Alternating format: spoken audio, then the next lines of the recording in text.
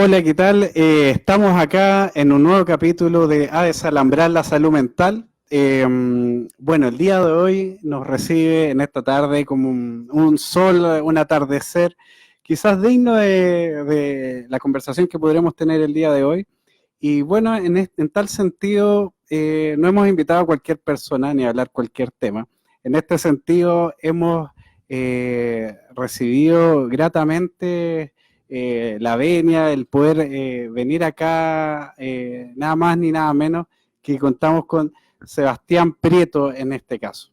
¿Quién es Sebastián Prieto? Aquí que está sentado a mi lado, psiquiatra comunitario que ha trabajado en diversas iniciativas en nuestro país y que tanto como en la reflexión y en la práctica ha ido viendo distintas iniciativas y probando distintas ideas, ¿cierto?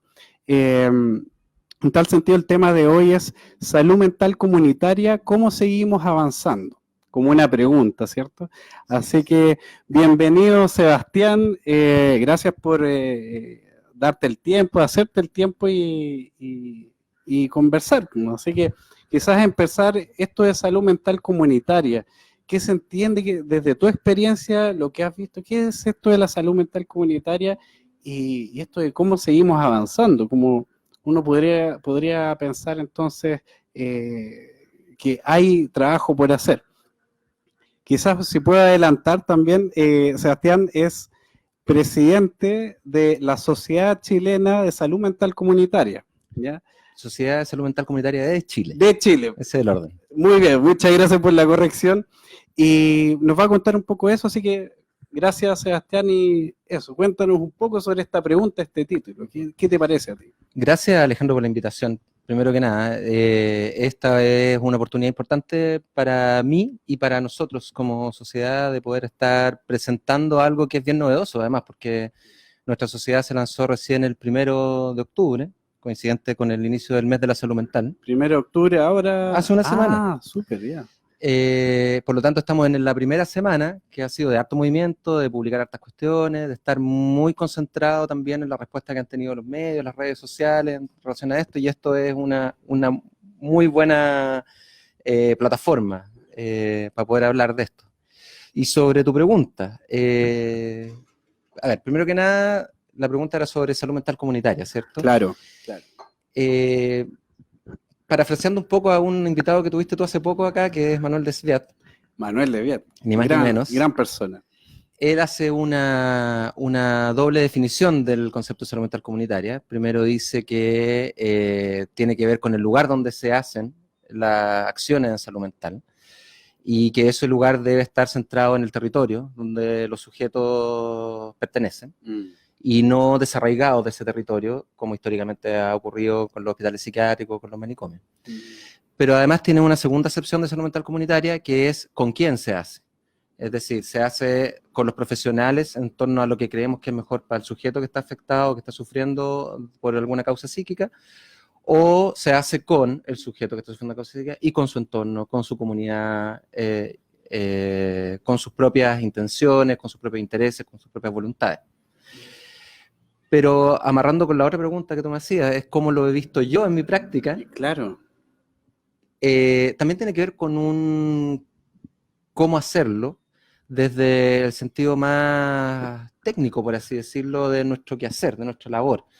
Y en la práctica hemos ido viendo, y digo hemos porque esto es algo que hemos compartido con la gente con que hemos trabajado en esta sociedad, también se da una práctica distinta, también genera una praxis, tiene un ethos y un pathos, ¿cierto? Se da en una praxis que marca una diferencia en relación a las otras formas de hacer salud mental. Y de partida uno ya se empieza a cuestionar ese tipo de argumentos, ¿cierto? Como del hacer salud mental, uno realmente hace salud mental o participa en la construcción de una salud mental con un otro. Entonces empiezan a aparecer una serie de preguntas, una serie de inquietudes y una serie de necesidades de ciertas certezas y ciertas formas de resolver las cosas que hemos ido viendo que no están del todo concluidas, que hay que seguir profundizando sobre algunos conceptos, sobre algunas formas. De hecho, nosotros en en algunos documentos que hemos escrito, en particular en el manifiesto que escribimos para tratar de convocar y tratar de aunar cuál es el espíritu de la sociedad, uno de nuestros principales puntos es tratar de disolver esta diferencia, que creemos que es un poco artificial, entre lo comunitario y lo clínico. De hecho, ¿Se tienden a ver como aspectos diferentes hoy en día? Son incluso especializaciones distintas en los pregrados, en psicología, por ejemplo. Intencionalmente yo puse como mi currículum psiquiatra comunitario, cuando en estricto rigor no existe eso. Yo soy psiquiatra, a secas. Como lo formal. Claro, pero hice una beca que se llama Psiquiatría Comunitaria. Ah, perfecto, ya. Que es la beca del área sur del Barros Luco. Pero de alguna manera para donde nosotros estamos tratando de llegar es a decir que no existe una forma de hacer salud mental o hacer psiquiatría o hacer psicología que sea realmente efectiva en términos de trabajar con una población afectada por algún tipo de sufrimiento psíquico que no sea comunitario. No hay una alternativa distinta a lo comunitario si uno lo quiere hacer bien. Y eso no quiere decir que uno tenga que ponerle comunitario a lo que hace, sino que lo que yo hago es tan comunitario como biológico, como psicopatológico o psicoterapéutico en términos generales. Uno ocupa todas las herramientas que tiene a mano para poder obtener el mejor logro en una relación con un sujeto, que es el que está afectado, y que entre los dos construimos esa forma de solución. Eso no tiene por qué llamarse comunitario. Eso también es hacer una buena psicoterapia. Eso también es hacer buena medicina, si lo veo más desde mi área. Entonces, el tratar de ir disolviendo un poco esa separación innecesaria es probablemente uno de los principales objetivos. El día que eso ocurra, a lo mejor ya no, esta sociedad ya no sería de salud mental comunitaria, sino de llamar salud mental y punto. Claro. Es un sueño, un poco una utopía también, pero por algo te hace sentido eso. Por ahí va un poco el camino en términos de lo más teórico. Ahora, en la práctica hay muchas cosas que diferencian el día de hoy lo comunitario de la otra forma de hacer las cosas. Ya pusimos el ejemplo de dónde, ¿cierto? Sí.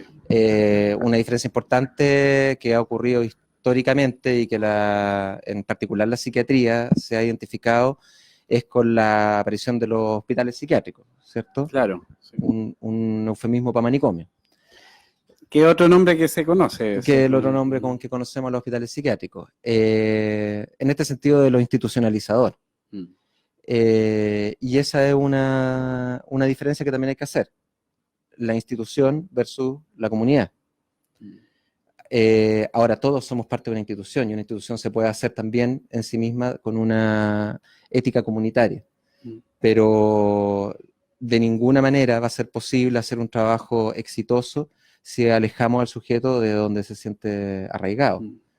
En tal sentido, te quería hacer la pregunta de que, ya, imaginemos que, por ejemplo, ya, están los consultorios, que es lo que se conoce como atención primaria, ¿cierto? Sí. Centro de salud familiar. O centro de salud familiar, ¿cierto? Y todo eso como categoría.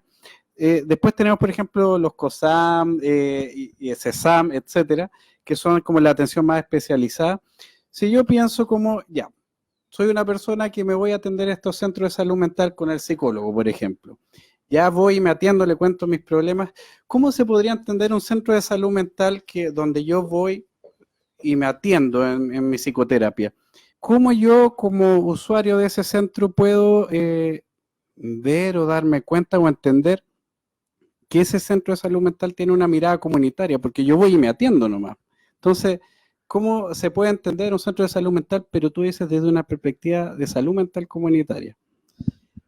Yo creo que la mejor respuesta a esa pregunta es que si tú vas a un centro y ese centro tiene una mirada comunitaria que realmente logra poner en práctica, tú te vas a sentir parte de ese centro, te vas a sentir parte de ese equipo, y además la persona que te va a estar atendiendo a ti va a ser parte también de tu comunidad. No hay una diferenciación entre yo soy el equipo y tú eres el paciente, que es lo que habitualmente se utiliza, sino que se construye una relación donde ambos somos parte de una comunidad.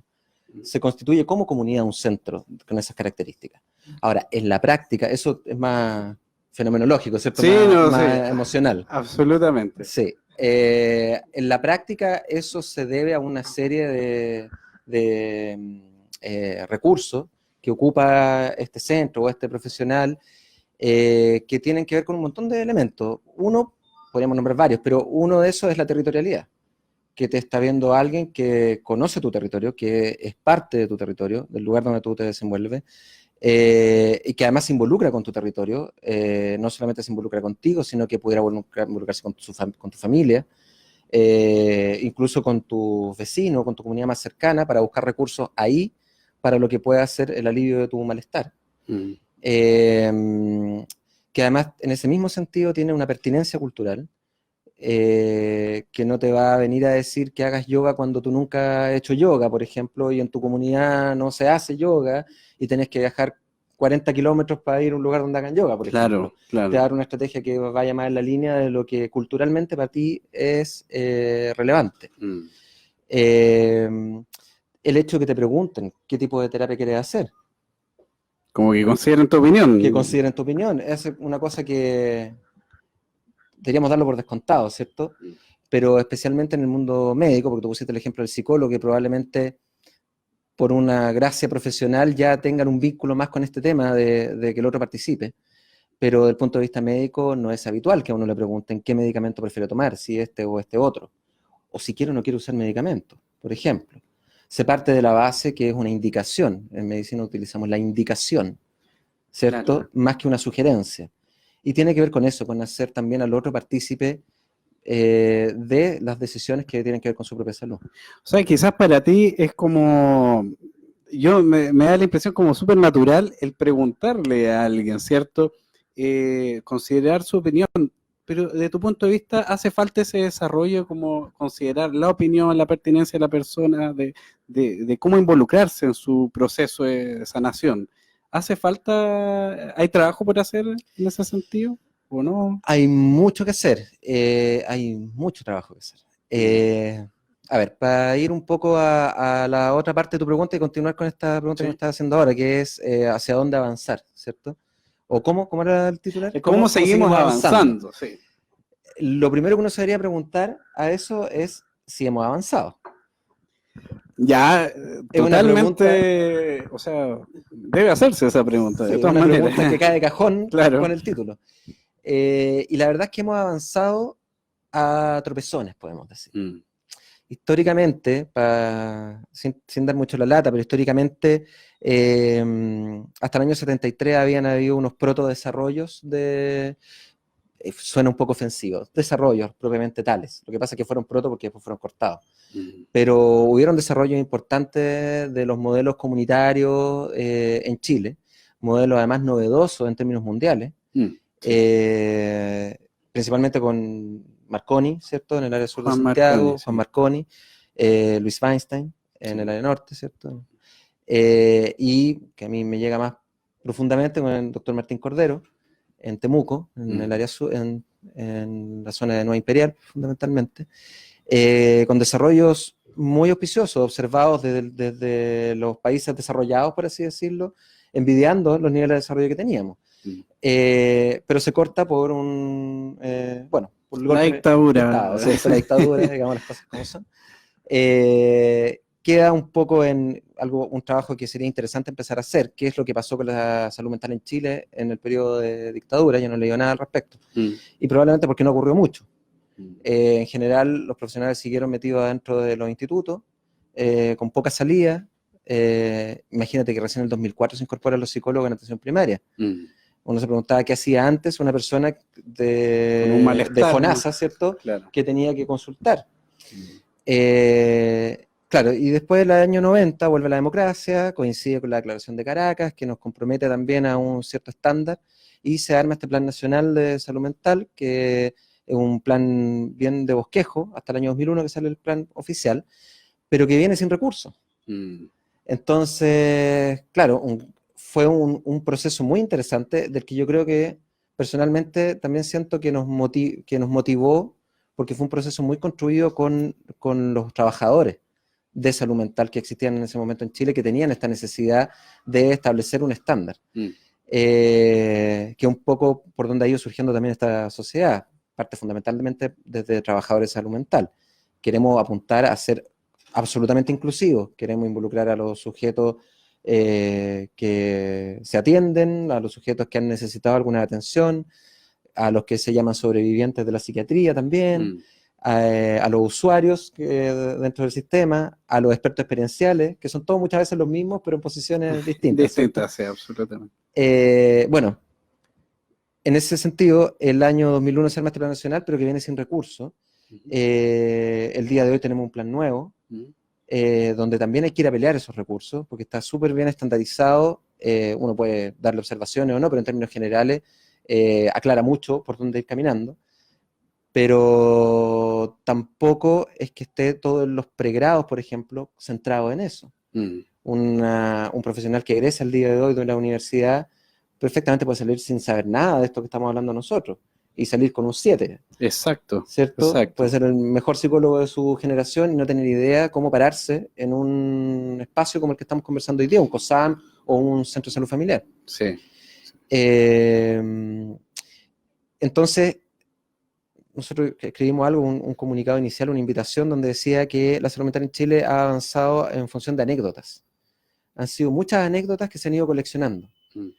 Afortunadamente, en el último periodo ya se ha transformado en una política pública, pero de todas maneras vemos que gente que está súper compenetrada con este modelo ha estado separado desde los ministerios, ha generado estos recursos, pero que en la práctica siguen estando en riesgo.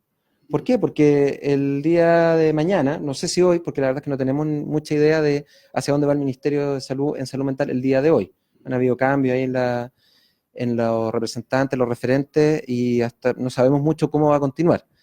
Pero pudiera ser perfectamente que ocurriera que quisiera ir en una línea completamente distinta y que cambie de un golpe y porrazo, como se dice, toda la política que se ha construido del año 2000 hasta ahora. Siempre está ese riesgo. Yo quisiera, recordar a la gente que está escuchando, estamos hablando con Sebastián Prieto, presidente de la Sociedad de Salud Mental Comunitaria de Chile, y con quien estamos hablando sobre salud mental comunitaria y la pregunta, ¿cómo seguimos avanzando? Y nos va a contar un poco también, vamos a profundizar un poco cuáles son los ejes que esta sociedad que se fundó recién ahora, la semana pasada, ¿cierto? El lunes, ¿no? El lunes, pues, imagínate. ¿Cuáles son los desafíos que se imponen, a partir de qué cosas temáticas les inquietan? Hacer la invitación también a la gente que quiera hacer sus preguntas. Sebastián ahí pone a su disposición ahí exactamente, así que para que puedan ahí ser incluidas en la conversación. Así que un poco justamente respecto a las inquietudes que surgen para iniciar esta sociedad. Todos los temas que estábamos hablando, el recorrido histórico que acabas de hacer, me imagino que es como una base para decir, bueno, hay que apuntar hacia un norte, hacia un lugar. Un poco eso sobre la sociedad. Mira, yo creo que parte de muchos lugares. Cada una de las personas que ha participado en esto podrá contar su propia historia respecto de cómo partió de todas maneras, en ellas, ¿cierto? Sí. Yo no quiero contar mi historia, quiero contar un poco de dónde los rasgos comunes que tienen los que hemos conversado acerca de esto. Y mira, yo creo que esto parte de que esta sociedad ya existe, solo que no tenía nombre y que no estaba formalizada y no teníamos un root como para poder hacer otro tipo de cosas. Pero yo egresé el 2004 de la carrera. En 2004 empecé a trabajar en salud y rápidamente me metí en un tema de salud mental, que fue un descubrimiento, ¿eh? No lo tenía pensado. No estaba en tus planes. No estaba en los planes, apareció en el camino. Y del 2004 hasta ahora, no saquemos tantas cuentas, pero obviamente uno conoce a mucha gente. Y en ese espacio he participado en algunas mesas de trabajo en el ministerio, he tenido varios lugares de trabajo además, he participado en un par de servicios de salud también, y uno se empieza a encontrar con las mismas personas, y empiezan a aparecer nuevos. Y finalmente lo que yo siento es que existe una masa crítica, al menos en el mundo de los profesionales, y de los trabajadores en general, que esta convicción la tiene. Y la ha tenido desde que empezó a trabajar probablemente, porque puede que tenga más que ver con cuestiones personales y familiares a lo mejor, vocaciones, ¿cierto?, que con lo que me enseñaron en la carrera. Pero son muchos son muchos y son personas que además están muy comprometidas con el sistema público. Son personas que han trabajado o trabajan en el sistema público actualmente. Exacto. Mira. Y que muchos de ellos, bueno, ya ha pasado harto tiempo, pero como te decía yo, el Plan Nacional que se publica el año 2001 fue construido en gran parte en base a estas personas, que ahora, claro, varios de ellos ya han envejecido, se han ido retirando, pero han dejado una huella que el resto ha seguido. Entonces uno puede encontrar, si bien son anécdotas, en términos de política pública, en términos de los planes o de cómo se estructura en lo formal, en la práctica hay un grupo de personas que está haciendo esto y que está con ganas de hacer esto con mayores herramientas hace mucho rato. Y a lo mejor una visión sesgada, pero yo diría que son la mayoría. A lo mejor en mi gremio puede que seamos un poco menos, pero en el mundo de lo psicosocial, como solemos llamarle, ¿cierto? En el mundo de los profesionales que no son médicos, que trabajan en salud mental, yo diría que una sensibilidad súper penetrante. Por lo tanto, a eso voy. En el fondo, esto parece ser una necesidad y algo que ya existía y que el día de hoy trata de cobrar un nombre y trata de darle un marco. Y además queremos salirnos del mundo de los trabajadores también. Y queremos que se incluyan la comunidad toda. O sea, no estamos hablando solo de profesionales, sino también quien quiera participar, proponer sus ideas. La convocatoria está a todos los interesados en salud mental. Y que vean que el camino de lo comunitario es una vía válida o es la vía que ellos han elegido. Como te decía yo al principio, yo creo que no hay una diferencia entre hacerlo de forma comunitaria con hacer las cosas bien. Probablemente no voy a dejar de usar fármacos. Algunas personas un poco más, una línea más extrema probablemente rechacen eso también. Pero lo vamos a usar con conciencia. Y lo vamos a usar con una conciencia que tiene que ver con la participación del otro, como te digo, y que tiene que ver con utilizar un montón de otras estrategias además del fármaco, no el fármaco como una forma exclusiva de hacer las cosas. Entonces, esto finalmente como que termina de cuajar en relación a unos grupos de trabajo que tuvimos, unas mesas de trabajo.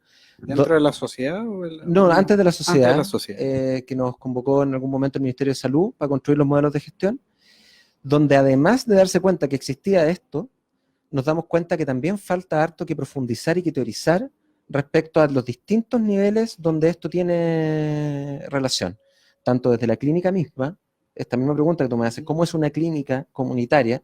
Si es que existe una clínica que sea no comunitaria. Por ponerle un nombre. Por ponerle un nombre. De qué manera la gestión, tiene que estar la gestión en términos administrativos, también debe estar influida por esto. Uno de los grandes temas, por ejemplo, donde surgió estos principios de conversación, tenía que ver con cómo determinamos que un usuario tenía que estar en el nivel primario o en el nivel secundario de atención.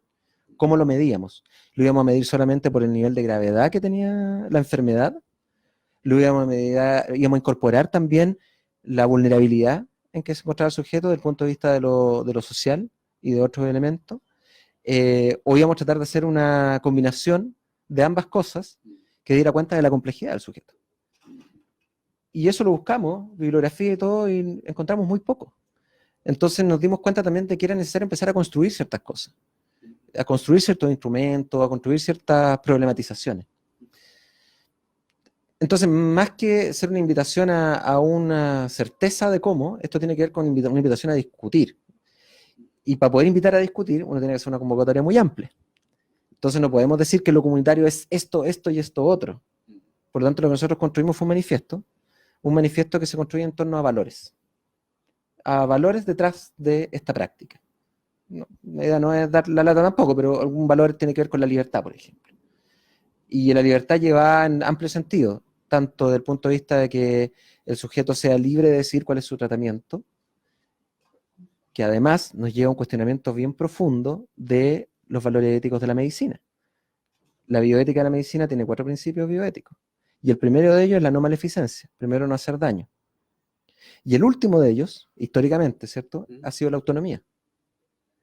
Entonces también es un cuestionamiento si efectivamente la autonomía debe estar en el último lugar de los valores éticos, porque con eso se toman decisiones. Y es poner la autonomía como un valor principal, si es que no el primero, el segundo, y quizás el primero. Entonces, otro valor, por ejemplo, tiene que ver con la fraternidad. Una cuestión que el día de hoy no se cuenta como un argumento dentro de la Como práctica. algo significativo. El hecho de tener que apelar a otros para que vengan y en conjunto seamos la solución del problema. Sebastián, bueno, parece que hay personas viendo el programa.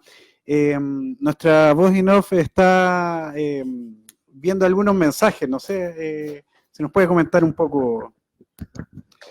Comentario de la Sociedad de Salud Mental Comunitaria de Chile. Orgulloso de ser un grupo de personas que nos motiva lo mismo y nos une el amor por el servicio público. Nuestro presidente, nuestro portavoz, bien Sebastián Prieto. Muchas gracias a quien sea el anónimo de fondo. Sí, hay otros saludos, bueno, hay gente que llega al estudio también. Se está llenando esto. Sí, no, se está llenando absolutamente. Mandarle saludos ahí a Pam Arriagada, ahí manda saludos aquí a la conversación. Saludos, Pam. Y bueno, comentar un poco sobre esto que estamos hablando, sobre las prioridades que se colocan en el ejercicio, como por ejemplo de tu labor, te cuestionas respecto a cuáles son las prioridades que se colocan, ¿cierto?, en el trabajo, en el ejercicio. Como sociedad ustedes se están cuestionando esto y yo pensaba, parece que no hay, desde mi punto de vista, no hay mucho tiempo, por decirlo así, para poder hacer estas reflexiones, como que, no sé, uno está atendiendo todo el tiempo, haciendo actividades, pero ustedes han hecho el esfuerzo, me da la impresión, por tratar, pero aterricemos un poco lo que hacemos y veamos qué creemos que hay que trabajar. Eso estoy viendo con lo que comentas. Quizá eso fue lo que permitió esta mesa, más que la mesa en sí misma de trabajo, lo que permitió fue un tiempo de reflexión, un espacio de reflexión en común con gente que estaba trabajando en lo mismo. Yo diría que todos los que trabajamos en esto, cuando nos sentamos con los amigos o con la familia o en el happy hour después de la pega, podemos empezar a hablar más o menos de lo mismo. Lo que hicimos nosotros fue dedicarle un poco más de rato gracias a esta mesa, pero también tiempo sacado de estas conversaciones son a las 3 de la mañana, muchas veces por internet, por Hangout, claro, en videoconferencia. Yo vivo en Coquimbo, otras personas viven en Calama, por ejemplo, hay otro que vive en los Andes, y nos juntamos. La gracia de la tecnología tiene sus riesgos. Hay que aprovecharlas. Hay que aprovecharlas. Entonces muchas veces esto se trató de construir documentos, de armar reflexiones muy tarde y de manera costosa, digamos, para nuestras familias y todo, pero de alguna manera estamos todos súper involucrados, nuestras propias familias también, con la necesidad de esto. Y la invitación, mira, yo te diría que en este momento tenemos un tema que es bien relevante porque tiene que ver con esto de que esto realmente tenga una continuidad y que no sea una serie de anécdotas coleccionadas, la salud mental, la evolución de la salud mental y de la salud mental comunitaria en Chile, que es la posibilidad de que exista una ley de salud mental. Tú sabes que Chile es de los pocos países del mundo que no tiene una ley de salud mental. Así, bien en breve, ¿qué implicaría una ley de salud mental para quien escucha por primera vez el tema? ¿Sí? Es que puede implicar muchas cosas. Fundamentalmente lo que queremos es que los sujetos que tienen algún tipo de sufrimiento psíquico sean sujetos de derecho, que no queden a expensas de una decisión exclusivamente clínica de un médico, porque además las decisiones pasan por una persona. Claro, uno pide a la Seremi, ¿cierto?, que le haga una internación en contra de la voluntad de las personas, pero estamos hablando de cuestiones que van en contra de los derechos fundamentales, el derecho a libre circulación, el derecho de poder seleccionar el propio tratamiento, ¿cierto? Estamos yendo en contra de cuestiones que son inalienables, por así decirlo. Entonces, el alienarlo solo con un reglamento nos parece insuficiente. Y bueno, el mundo lo encuentra insuficiente, por algo el 75% de los países del mundo tienen una ley de salud mental. Justamente. Si nosotros le queremos dar a esa ley una mirada estrecha, probablemente lo reduzcamos a regular la internación involuntaria y los tratamientos en contra de la voluntad. y cómo se manejan los recursos de esa persona mientras se encuentra privada de su capacidad de razonamiento completa o dentro de un establecimiento institucionalizado. Pero si le queremos dar una mirada un poco más amplia, que es lo que nosotros aspiraríamos, también debería definir cómo se realizan esas prestaciones. Debería ser una mirada un poco más global que incluya otras determinaciones sociales que el día de hoy no se encuentran incluidas, como asegurar que ese sujeto no tenga recaídas, por ejemplo, que no pasa solamente porque se toma o no se toma las pastillas, eso ya lo sabemos. Sabemos también que tiene una parte importante la familia, pero también hay otras determinaciones estructurales que van más allá, que son la posibilidad de tener un trabajo, por ejemplo, una vivienda adecuada, que probablemente una ley como tal no lo va a llegar a regular, pero que sí puede asegurar ciertos estándares mínimos en esos términos. Como una base para poder seguir trabajando. Y, por ejemplo, establecer que a la persona se le debe consultar previamente siempre antes de tomar una decisión independiente que esté en sus cabales, como se dice coloquialmente, o no esté en sus cabales. El hecho de que la persona no pierde su identidad por el hecho de estar psicótica por un periodo de su vida. Hay un montón de cuestiones que uno podría sentarse a conversar. Pero lo más importante es que esa ley, hacia donde deberíamos apuntar, debe ser participativa. El día de hoy yo te estoy diciendo estos elementos, y el día de mañana yo te puedo decir, ya, no los vamos a dejar porque participamos todos, participó la comunidad de manera representativa y tomó una decisión en torno a una ley. Lo que nos preocupa el día de hoy es que se tome la decisión de firmar una ley que no sea participativa. Ya Chile tiene varias experiencias bien nefastas en leyes que no han sido participativas, entonces no cometer el mismo error tampoco. El día de hoy hay una ley en discusión, tampoco la idea es polemizar, las personas que han trabajado en esa ley están súper comprometidas con esto, pero es una ley que es bien estrecha, solo regula esos dos elementos, o muy pocos elementos. Y nos gustaría que a partir de esa discusión de ley que está el día de hoy en el Parlamento, podamos entrar a conversar también cómo hacemos participar al resto del país, especialmente a los que son usuarios, expertos experienciales, sobrevivientes, como quiera que se quiera llamar. Justamente respecto a ese tema, yo pensaba, en Chile uno ve agrupaciones que progresivamente se van formando, ¿cierto? De distintos temas, agrupaciones de autoayuda que se le puede llamar, de apoyo mutuo, que trabajan temas respecto a la depresión, ansiedad, etcétera, autismo. ¿Cómo ves tú y cómo ves desde la sociedad? Y yo, bueno, me imagino hacia dónde puede ir tu respuesta, pero ¿cómo ves tú la inclusión de estas agrupaciones?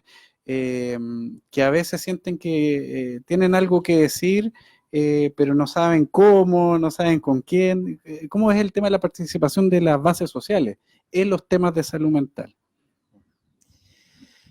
Mira, sería llenarme de palabras de lugares comunes, pero la inclusión es la única forma de resolver este tema de los problemas de salud mental. Si hay una llave para resolver lo que tiene que ver con estigma, con rehabilitación, con recuperación, con todos esos como grandes titulares de la salud mental, es probablemente la inclusión.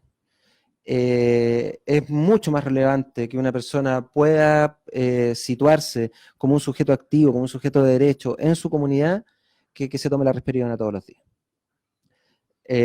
Para reducirlo, ¿cierto? Yo me pongo en la posición reduccionista del psiquiatra, ¿cierto? Claro.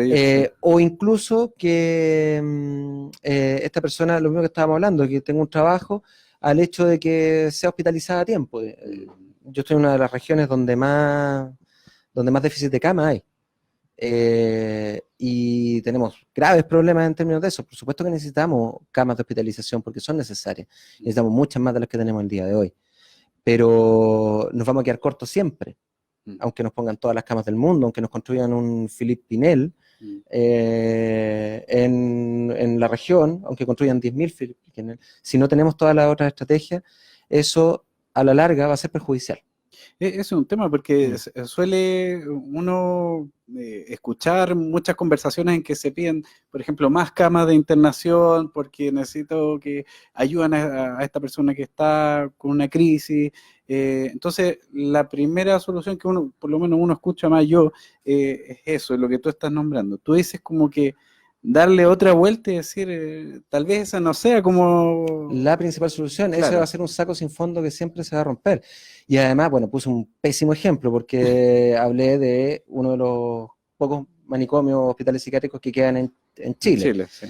El día de hoy, la lógica en el mundo, no solo en Chile, es no poner más camas de ningún tipo en ningún hospital psiquiátrico, sino que construir en los hospitales generales en lógicas de estadías breves. Lo más breve posible, no limitar el número, es de acuerdo a la necesidad, de acuerdo a la enfermedad o al proceso que esté viviendo el sujeto. Pero incluso poniéndolo en los hospitales generales, sin esta construcción de comunidad, sin este trabajo desde la misma población, del mismo entorno, del mismo territorio, la persona después no va a tener dónde volver, porque lo que ocurre es un desarraigo. Entonces tenemos que partir por eso también. Es fundamental. El día de hoy, por ejemplo, la gran pregunta que no tenemos solución, ¿cierto? ¿Qué pasa con los niños que están institucionalizados en Sename? ¿Qué se hace en estos casos? El caso paradigmático de Sename, el que abrió el gran problema, es el caso de una chica que tenía algún trastorno neuropsiquiátrico, que termina falleciendo porque sin los recursos, eso no se trata de culpar tampoco al personal, no tiene que ver con la gente que trabaja en Sename, tiene que ver con los pocos recursos que tienen y con la poca capacidad instalada que existía ahí para poder tratar este tipo de situaciones. Eso no se va a resolver en sí mismo por el hecho de tener una cama para esa persona en un lugar lejano. Eso se podría resolver de manera mucho más efectiva con una de las estrategias más importantes que ha habido en términos de lo comunitario, que son los equipos asertivos. Equipos completos que van a la casa del sujeto y tratan de resolver la mayor cantidad de necesidades posible para evitar que ese sujeto se hospitalice. ¿Eso existe? Eso existe. Mira. Eso se creó en el año 70 en Estados Unidos bajo la ley Kennedy. El programa asertivo comunitario, el PACT se llamaba, y demostró una efectividad enorme. ¿Qué pasa? Que es más caro. Pero finalmente empezamos a reducir, no es que esto se trata de recursos. Y ahí es donde nosotros queremos poner los valores por sobre los recursos. Por eso que los valores son tan importantes para ver cómo vamos a hacer la práctica. Ahora, los recursos, claro, es un poco más costoso, pero los resultados son mucho mejores. Entonces, finalmente... ¿A qué apuesto, en el fondo? ¿A dónde voy? Voy a hacer una inversión a corto plazo, como siempre en salud, ¿cierto? Uno tiene que tomar decisiones. Pero lo que nosotros creemos que el día de hoy, dado que tenemos una infancia en tal nivel de riesgo en nuestro país, tenemos que tomar decisiones que sean mucho más profundas, mucho más trascendentales, tenemos que cuestionarnos nosotros como sociedad, y de eso se trata lo comunitario en el fondo, no restringirlo a la atención, sino cuestionarnos también cómo nos estamos relacionando, cómo son los parques de juego, hay parques de juego, una serie de cosas. Nosotros escribimos un pequeño artículo que va a salir publicado en algún momento. Pasamos el dato, entonces. Sí, un pequeño, como una columna, ¿cierto?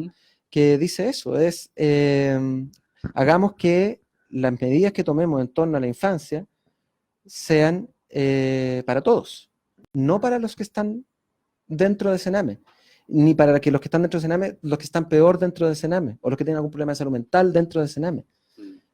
Tomemos decisiones que sean trascendentales, que sean de la sociedad completa. Pongamos a los niños como la figura preponderante de nuestra sociedad. Dejemos que ellos sean los que dominen las calles, no nosotros. ¿Cómo hacerlo? Pucha, están todos invitados a esta sociedad para sentarnos a discutir, pero aquí pueden hablar arquitectos, pueden hablar todos, no tienen ni siquiera que ser alguien vinculado estrechamente con la salud mental, solo tiene que estar interesado. Sí, no sé si hay comentario ahí, dice... Yankee Santos pregunta, ¿algunos tips para implementar en APS? Atención primaria. Claro. Y José Contreras, se agradece esta nueva voz organizada que propone diferencias en la salud mental hegemonizada por lo bioético. Lo bioclínico debe ser, o lo biomédico. Sí. ¿Qué te parece? Algunos tips. Algunos tips que en la atención primaria. Hay algo que se me quedaba y que ahora me surgió y que es muy importante decirlo, que también tiene que ver con la lógica de lo comunitario, aunque también lo mismo, digamos. El día de mañana vamos a poder quitarle el concepto comunitario a esto, porque tiene que ver con cómo hacer bien las cosas, que tiene que ver con el trabajo en equipo. Quizás uno de los principales tips para el que preguntó, la persona que preguntó, es vincularse con su equipo. Vincularse con su equipo y vincular al consultante como parte de ese equipo para tomar decisiones entre todos. A donde estamos apuntando desde el punto de vista más epistemológico, ¿cierto? Sin ponerse latero, es a la diferencia entre lo que el día de hoy se establecen los modelos como multidisciplinarios, ¿cierto? Que es que hayan disciplinas distintas interviniendo a un sujeto puntual, hacia lo transdisciplinario, ¿cierto? Que es que hablemos el mismo idioma. No solo entre los que estamos trabajando, sino que además con la persona que nos está consultando. Mira, quizás esto mismo que estoy haciendo ahora es poco transdisciplinario, porque a lo mejor la persona que está escuchando no sabe lo que es transdisciplinario, tendría que explicarlo profundamente y debería encontrar una palabra mejor, pero ese es el ejercicio que habría que hacer. Y lo otro es tratar de cortar con el secretismo, de que estas cosas yo las resuelvo el espejo, ¿cierto? El espejo en psicología. ¿cierto? Sí. Yo hago una entrevista acá y por un teléfono me llaman y me dicen, mira, pregúntale esto, yo creo que le está pasando esta cosa, o en un segundo tiempo, ¿cierto? Yo salgo de ahí, me voy y hablo con las personas que están, que analizaron todo. Votemos el espejo. Abramos esa discusión. Eso también es una muy buena estrategia, que la persona que está ahí al frente escuche lo que pensamos de él. Lo otro, atención primaria tiene en sí, en su esencia, lo comunitario instalado, así que los tips están casi en lo estructural. Están dentro del territorio, tienen equipos relativamente completos, viven en la pobreza, porque salud mental, salud mental en APS y APS en general, tienen muy pocos recursos, o mucho menos recursos que los que debería tener, aunque siguen incrementando. Por lo tanto, tienen que encontrar soluciones creativas y tienen que encontrar soluciones junto con la comunidad, que son quienes tienen los recursos. Por lo tanto, se asocian a sus consejos consultivos, se asocian a las organizaciones que ahí existen, y abrir las puertas de los centros, que las personas se tomen el centro y que lo hagan parte. Mucho de eso ya existe. Yo sé, y existen murales construidos por la comunidad organizada, existen participación. Yo creo que la idea es ir profundizando aún más eso. Hay una instancia en atención primaria que son los consejos de usuarios, los CDU, que son como instancias donde las personas pueden, conjunto con los trabajadores de ahí, realizar propuestas, problematizar. Por ejemplo, una de las cosas que como que más llama la atención es que las personas se dan cuenta que tienen una capacidad de opinar. Otras personas, bueno, no lo piensan tan así, pero veo que eso es un intento por tratar de llevar a lo concreto lo que tú estás diciendo, la participación. Parece que eso es fundamental. Es el primer paso. Hay niveles de participación, como tú debes saber, y probablemente de los 5 niveles nos encontremos en este momento en el nivel 1, que es que la persona conozca y tenga este grupo donde pueda hablar sobre cómo se toman decisiones en un centro de salud. Pero la idea es avanzar en ese nivel de participación y la idea es que las personas ejerzan su ciudadanía, que también es otra línea que podríamos hablar mucho rato. Pero es que es transversal, o sea, yo creo que tomen decisiones, por ejemplo, de qué es lo que se va a priorizar como una forma, como atención dentro de ese centro. Nosotros hicimos un ejercicio y existe, esto no es nuevo, hay publicaciones un montón y en salud pública esto se conoce, sobre hasta qué punto puede participar la comunidad y puede participar hasta el último punto. Puede tomar decisiones sobre cómo se programan las actividades, sobre cómo se planifica la atención. Más allá de lo individual, que era lo que estábamos hablando al comienzo, ¿cierto? Yo te pregunto a ti si te parece esto otro, preferirías intentar con una cosa distinta. Eso es ya una cosa que ya habíamos establecido, pero puede ir mucho más allá. Hay experiencias súper interesantes. Yo creo que nos alargamos mucho si empezamos a centrarnos en eso, pero efectivamente una comunidad, al hacer parte a este centro de salud, cualquiera sea, COSAM, CESFAM o cualquier otro, de su propia comunidad, al apropiarse, ¿cierto? Le da toda la pertinencia cultural que uno espera que tenga. En este momento, con todo lo que estamos hablando, si tuvieras que pensar en una situación, experiencia que te haga sentido así, en este momento, ¿cuál te llegaría ahora si tuvieras que recordar aquí, traer a la conversación? Me imagino que has vivido muchas de esas situaciones, pero que te hace sentido con lo que estamos hablando. Sí, es que para estar en esto, mi currículum es más o menos sui generis, porque yo he trabajado que siempre metido dentro de un hospital. Entonces, he trabajado poco tiempo en lo ambulatorio. Entonces, quizás mi experiencia más potente en esos términos es el periodo que estuve a cargo de una unidad de hospitalización de pacientes de cuidado intensivo psiquiátrico en un hospital de la capital. ¿Ya? Eh, No, pero la situación.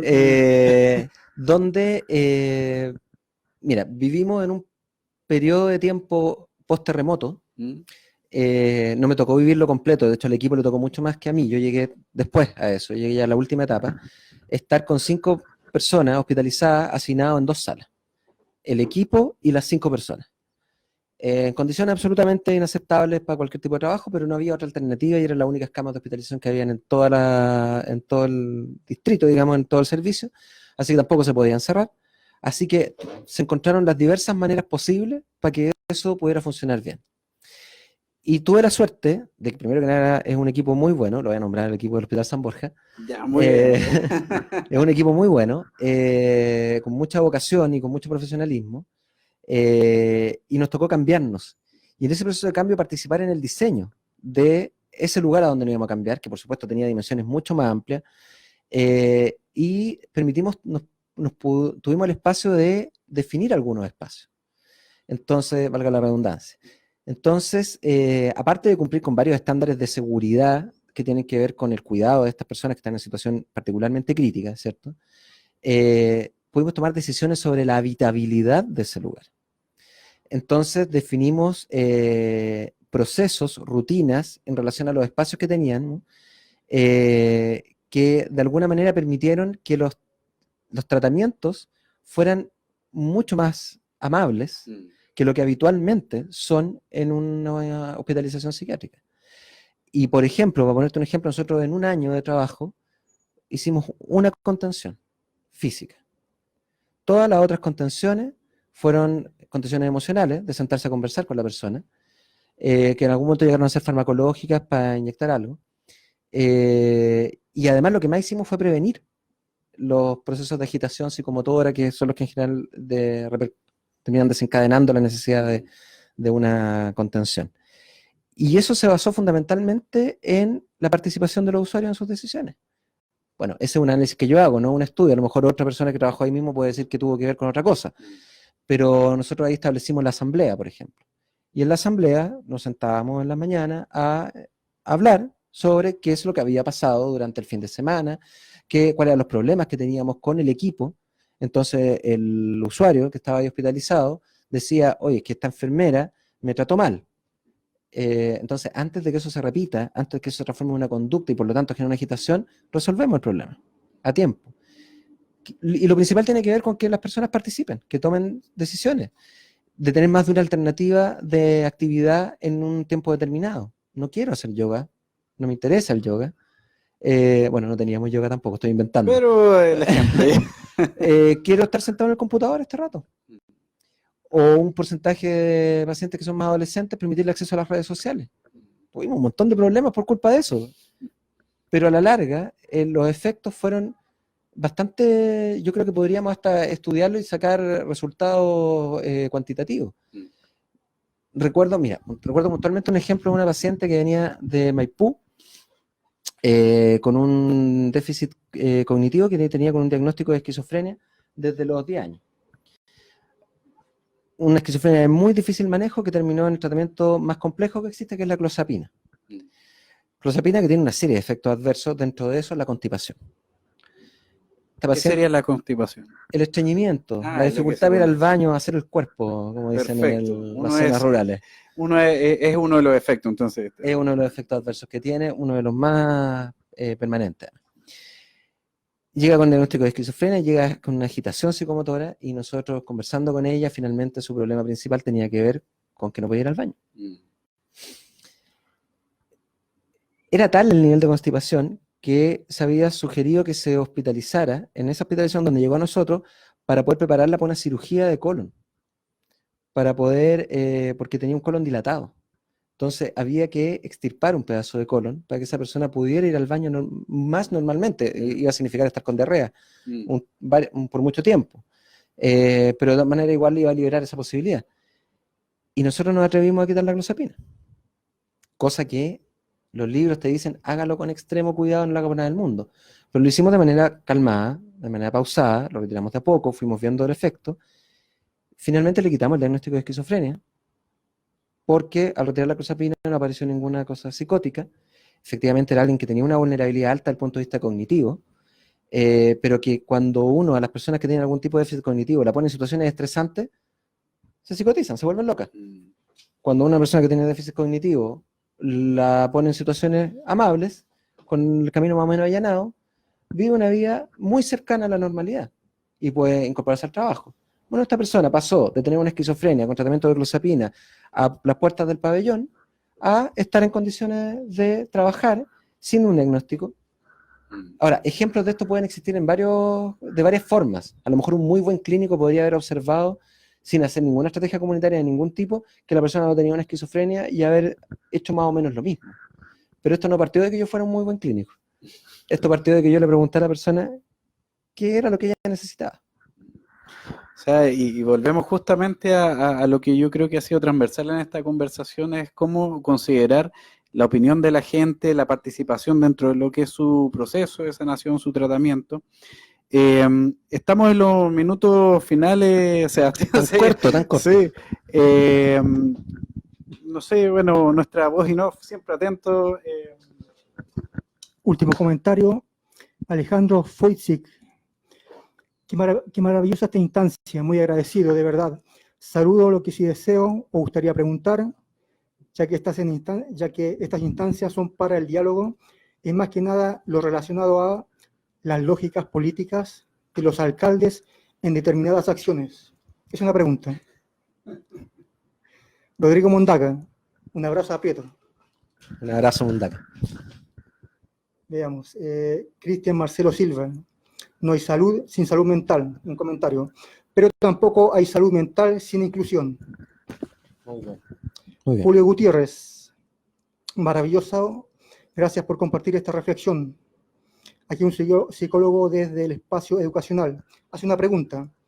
¿Alguna idea para tener en cuenta desde este enfoque para el rol del psicólogo en educación? Qué buenas preguntas. Buenas preguntas. No sé si se puede lograr en el lenguaje como resumir ambos temas que proponen ahí. Sí, se parecen. Pues. Claro, se parecen un poco. A ver, el rol político es fundamental. Uno no puede, nosotros no tenemos como sociedad un compromiso con algún sector político, pero entendemos que aquí lo político es clave, es central. Y en particular el rol de los alcaldes, que es la pregunta específica que hacen, que son quienes están a cargo además de, en general, la atención primaria de nuestro país, es clave, es probablemente, si no, ojalá los alcaldes escuchen esta entrevista y nos inviten. Vamos a encargarnos que así sea. Porque no he sido suficientemente enfático en decir que la atención primaria es el pilar fundamental donde se construye esto. Si bien existen centros especializados de salud mental dentro de la comunidad, es en la atención primaria donde se funde toda esta teoría, donde se transforma en práctica. Entonces, que la atención primaria pueda incorporar esta mirada y que eso esté dentro de la política que tenga los municipios en particular, podría ser quizá uno de los principales logros, porque, a ver, el día de hoy, mientras no haya una ley, el Estado puede definir normas, pero el no cumplir esas normas tiene solo sanciones administrativas, no tiene sanciones punitivas. Entonces ocurren habitualmente todavía crímenes en contra de las personas que tienen algún trastorno mental. Hace, no sé, un par de años desapareció alguien en Iquique, ¿no? José O por Vergara ahí. parece que se llama, sí. Y eso es un ejemplo. Sí, sí, que Eh, aún no se sabe. Sí. es un ejemplo que se hizo vistoso, Mm. pero cosas como esas ocurren permanentemente y no tienen que ver solamente con lo que ocurra en salud, tiene que ver con lo que ocurre con las fuerzas de seguridad dentro, eso ocurrió con una fuerza de seguridad en particular, Sí. con otras fuerzas de seguridad, tiene que ver con lo que ocurra en términos de acceso a los servicios básicos, y eso lo resume el alcalde. Por lo tanto, el rol que puede cumplir el alcalde, bueno, y tiene que ver con educación, que también está involucrada estrechamente con lo que hagan los municipios. Entonces, el mirar esto y el establecer una política municipal completa que incluya, podría ser la gran solución en la práctica, en lo cotidiano. Nosotros aspiramos a que esto también sea una ley para no depender del alcalde de turno. Pero si todos los alcaldes de turno se alinearan con esta línea de trabajo, tendríamos el problema resuelto. Ahora sabemos que eso no pasa en la práctica y necesitamos una ley. Necesitamos buenos estándares y buenos modelos de gestión y que fundamentalmente se pongan en práctica los modelos de gestión que hoy día ya están escritos. Que pueden tener algún defecto o no, pero van muy en esta línea. Entonces, pongámoslo en práctica pronto, porque todavía no tenemos ni siquiera recursos para ponerlo en práctica, porque quedó como un papel muy bien escrito, pero todavía sin un amarre al Ministerio de Hacienda. Pongámoslo en práctica para ver cómo funciona. Y volviendo al tema, en educación, no soy el principal experto, yo nunca he trabajado en educación, pero mi hermano es profesor y mi otro hermano también es profesor. Entonces, Hay una ligazón ahí. Hay una ligazón importante. Mira, yo voy a poner quizás no es la respuesta que él quiere decir, pero lo quiero graficar así. Yo soy exalumno del Instituto de Alonso Ercilla, de Hermanos Maristas. Ajá, sí, ni más sí. ni menos. Afortunadamente no me tocó sufrir ninguna de las experiencias que le tocaron sufrir a muchas personas, pero yo, al enterarme de todas estas cosas que se han salido a la luz pública en el último tiempo, me siento muy vulnerado en mi infancia. Porque estuve expuesto. Las cosas que se relatan ocurrieron en lugares donde yo almorzaba, donde yo me juntaba, donde yo compartí con las mismas personas que fueron abusadores, que por algún motivo no me tocó a mí, probablemente por estar bien afiatado como familia, probablemente son de los factores que ocurren, pero la verdad es que uno nunca sabe cuándo te puede tocar. ¿Y qué es lo que en el fondo creo que hacía que estuviéramos en ese riesgo? Una cosa tiene que ver con el autoritarismo, con que había una jerarquía muy marcada donde el profesor era intocable. Y esa es una barrera que yo creo que hay que romper. La otra, el secretismo, el que las cosas se hagan a puerta cerrada. Yo voy a hablar contigo de esto en la oficina. Y no lo vamos a hablar aquí frente a todos. La misma lógica del espejo. Esto, claro, con un sentido bastante más perverso que el espejo. Claro, sí. Bueno, un tema con el poder. Tiene que ver con cómo se posiciona este poder. Por supuesto que también tiene que ver con otras cosas que no pasaban en ese colegio en particular, pero que tiene que ver con el número de alumnos, por sala, un montón de cuestiones que la gente que sabe de educación nos puede dar cancha, tiro y lado en el tema. Pero yo creo que la relación que se establece entre la persona que tiene la responsabilidad de entregar algo, salud, educación, justicia, lo que tú quieras, y el que lo va a recibir, es una de las claves de esto. El que eso se transforme en un vínculo sano, y en un vínculo que no esté dominado por la estrategia ni por el organigrama de la institución, que no esté normado por la institución, sino que esté normado por la persona, y que permita que en ese espacio emerja la subjetividad, que también es un poco otro de los pilares de nuestro manifiesto. Queremos que emerjan subjetividades distintas. No tenemos una forma única de resolver los problemas, tenemos formas particulares de resolver los problemas. Lo que nosotros podemos hacer es que esos espacios se aseguren y se abran. Entonces, probablemente, y también probablemente la jerarquía, el que hace la pregunta debe ser, no creo que sea el director, entonces también la jerarquía entre lo que el director hace con los profesores, con los pedagogos, con los psicólogos, con los fonoaudiólogos, los que sean que estén trabajando en esa institución educacional en este caso.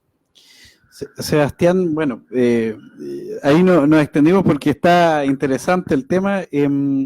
Y yo creo que sería en esta parte, ya como cerrando lo que es esta conversación, eh, hay gente escuchando.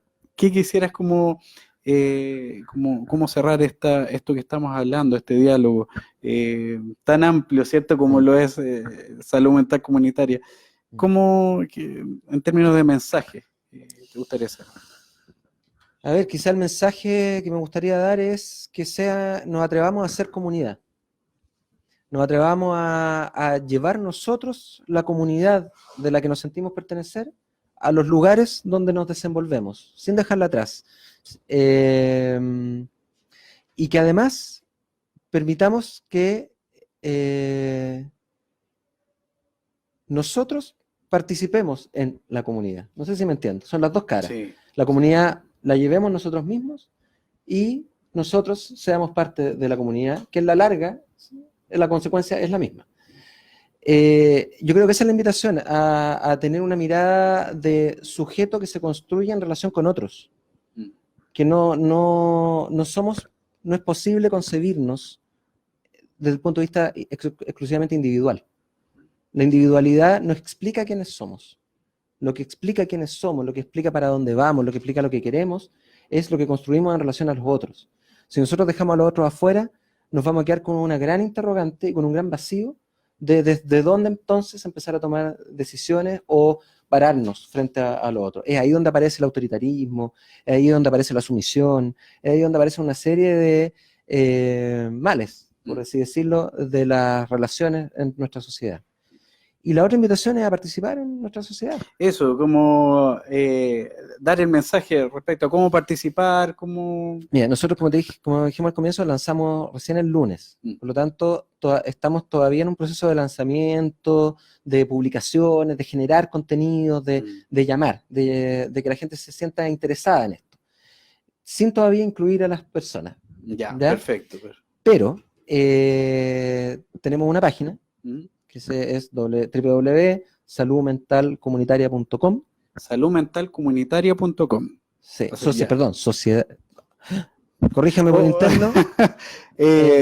O podemos, bueno, si mientras consigue la dirección. El asistente. Mis disculpas a los socios. Sí.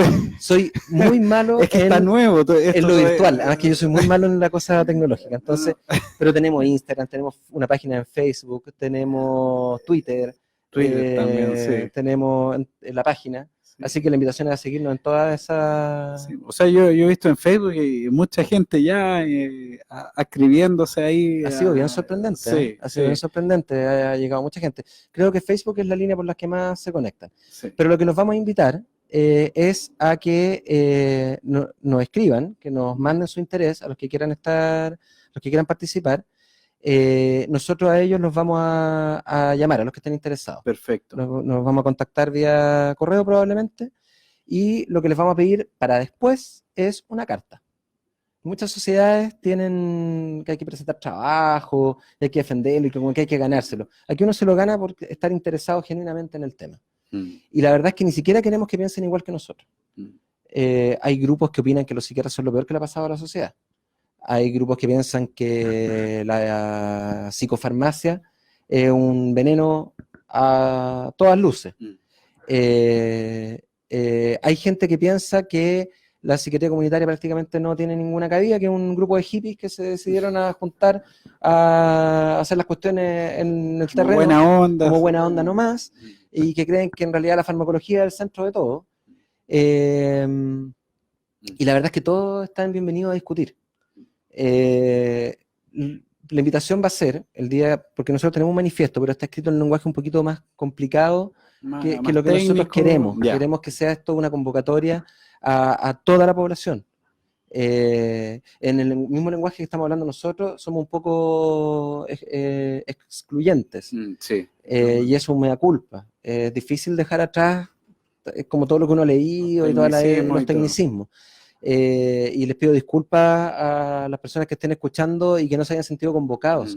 La idea es que participe la comunidad completa. Nos interesa, yo creo que no logramos la meta si es que en nuestra sociedad no participan en un porcentaje altísimo las personas que viven con un tipo de sufrimiento psíquico. Mm. O sea, bueno, nosotros mismos siempre vivimos con algún tipo de sufrimiento psíquico. Me refiero también a las personas que han sido diagnosticadas, que tienen un diagnóstico de un trastorno mental, las familiares de esas personas, las comunidades en torno a esas personas, los jefes de esas personas. La verdad es que la idea es que todos puedan participar. Y por eso que nos basta con que nos manden una carta de una plana que nos diga de dónde parte ese interés en participar. Pero como les digo, eso no lo vamos a hacer hoy día, pero sí nos interesa que se sumen, que nos sigan en las distintas redes sociales. Salud Mental Comunitaria de Chile. O lo dije así se llama la sociedad. Ya. Pero la página Claro. es...